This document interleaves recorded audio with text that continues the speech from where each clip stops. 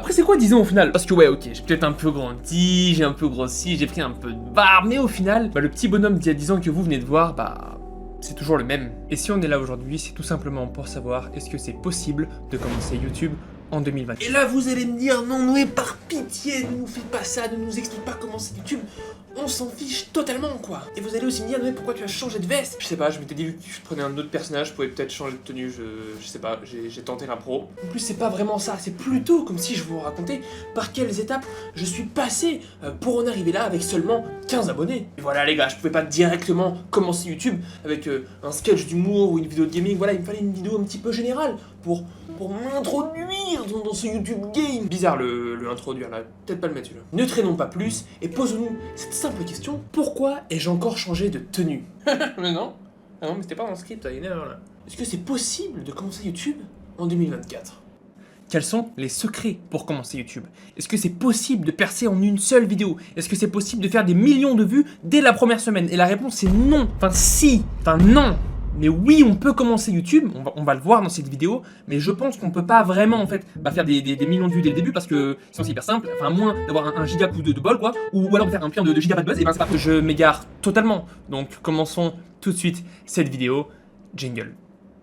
J'ai pas du tout de jingle, donc on va commencer maintenant. Le premier conseil, arrêtez de vous trouver des excuses. Les j'ai pas le temps, j'ai pas l'argent, et nanani, nanana. Stop. Donc on arrête les excuses, on se bouge le cul et on s'y met les gars. Deuxième conseil, n'ayez pas peur du regard des autres. C'est un point très important, vous êtes probablement très motivé, vous avez très envie, vous n'avez peut-être aucune excuse et vous voulez vraiment lancer votre chaîne YouTube, mais vous avez terriblement peur du regard des autres et ça se comprend totalement. Vous avez peut-être peur que votre famille vous juge et qu'à un repas de famille on se moque de vous, mais ça n'arrivera pas quoi, enfin personne saura dans votre famille que vous faites des vidéos en slip dans votre chambre. Et après par contre il y a les amis autour, hein, sur les réseaux sociaux même, vos amis peuvent vous dire waouh, qu'est-ce que c'était nul à chier, tu m'as glacé le sang tellement c'était gênant. Enfin frérot, tu es cringe. Et c'est peut-être même mon cas, mais je vais vous le dire, nous n'en avons rien à foutre de ce que pensent les autres. Du moins, hein, à modérer, on accepte toutes les critiques pour évoluer bien évidemment. Mais n'ayez pas peur de ce regard des autres. N'ayez pas peur. Peur. Parce que si vous n'écoutez pas votre propre cœur, vous ne ferez jamais rien. Voilà, je pense qu'on peut m'applaudir pour cette phrase qui était belle. Moi, je pense que je suis un poète. Enfin, voilà, moi je dis les termes, je dis les choses telles qu'elles sont. Voilà, plus sérieusement, écoutez seulement vous, acceptez les critiques et lancez-vous. Les 3 prochains conseils se suivent et sont totalement liés. Ce sont les plus importants. Ayez envie, ayez du temps et ne faites pas ça pour les mauvaises raisons. Le plus important, c'est d'avoir envie. Ça peut paraître hyper concis comme ça, mais non. Faire des vidéos, lancer sa chaîne YouTube, ça prend énormément de temps. Oui, tout à l'heure, j'ai pu faire des blagues en mode arrêtez de vous trouver des excuses et vous dire j'ai pas le temps, mais acheter et installer et configurer tout votre matériel, écrire votre vidéo, faire du montage. Si vous faites ça pour l'argent ou pour le buzz, vous allez vous retrouver totalement découragé et démotivé parce que vous allez peut-être faire une vidéo, 5 vidéos, 10 vidéos, 30 vidéos, 50 qui ne dépasseront pas les 10 vues, les 50 vues ou même les 300 vues. Et si vous faites ça pour l'argent et que ça ne marche pas, vous allez vous retrouver totalement découragé.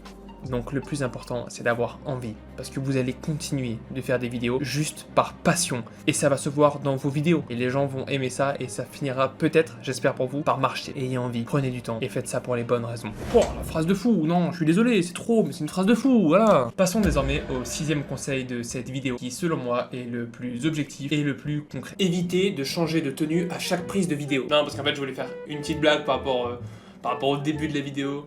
Il faut vraiment que j'arrête. Allez, on reprend.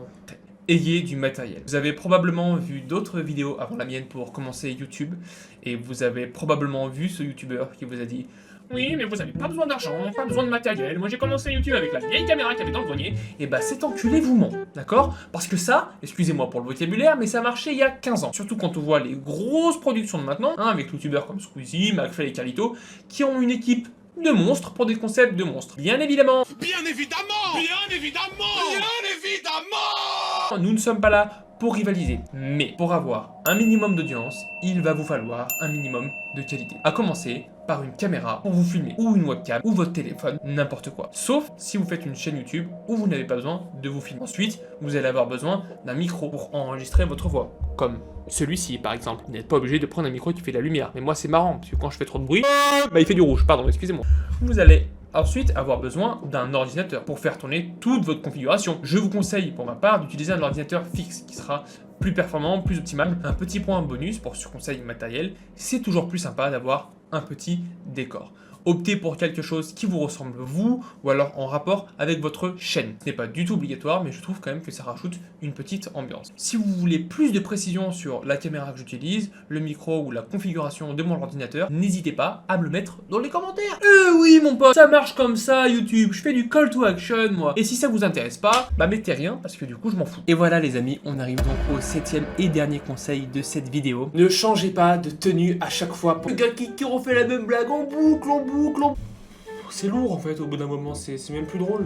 Le gars veut vraiment aller au bout de sa blague, il veut pas arrêter quoi, il veut pas finir la vidéo. Ayez un concept. Si vous avez un concept, ça sera plus facile pour vous au démarrage de venir capter une audience et de créer une communauté. Par exemple, si votre désir c'est de créer une chaîne YouTube sur le gaming, alors votre concept c'est le gaming. Et tous ceux qui aiment le jeu vidéo, potentiellement sur YouTube, iront regarder votre contenu. J'ai pris le gaming, mais vous pouvez tout aussi bien prendre autre chose. Par exemple, la cuisine, ou alors les voyages. Vous pouvez aussi prendre un concept beaucoup plus précis, comme la série de vidéos de Poisson Fécond pour ceux qui connaissent.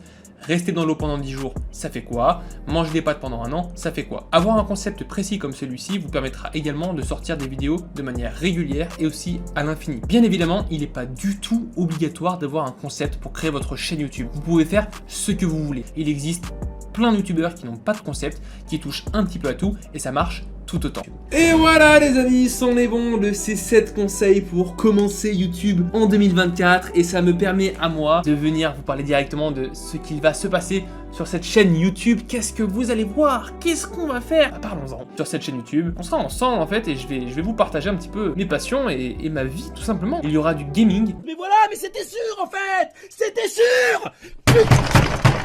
Mais j'ai aussi écrit des vidéos plutôt courtes qui seront des sketchs d'humour. J'ai aussi écrit des vidéos un petit peu en mode thread, storytelling sur des sujets qui m'intéressent et que j'aimerais vous partager. Et cerise sur le gâteau, vous vous en doutez, j'aimerais parler de tout ça avec vous de vive voix, en direct. Qui dit direct dit stream. Qui dit stream dit Twitch. Tous les dimanches de 18h à 22h, je serai en stream sur Twitch. Vous êtes le bienvenu, venez nombreux, parler d'animé, on pourra parler de commencer YouTube en 2024. Eh ouais. Bref, jingle de fin. J'ai toujours pas de jingle de fin, donc juste, salut. Oui, si, juste, je sais pas si j'étais clair, mais du coup, c'est demain le streaming, 18h pile. Du coup là, il faut que vous alliez sur Twitch, voilà, que vous marquez XTrekPanda. Comme ça, à 18h, on est ensemble. Allez, merci pour tout, la famille.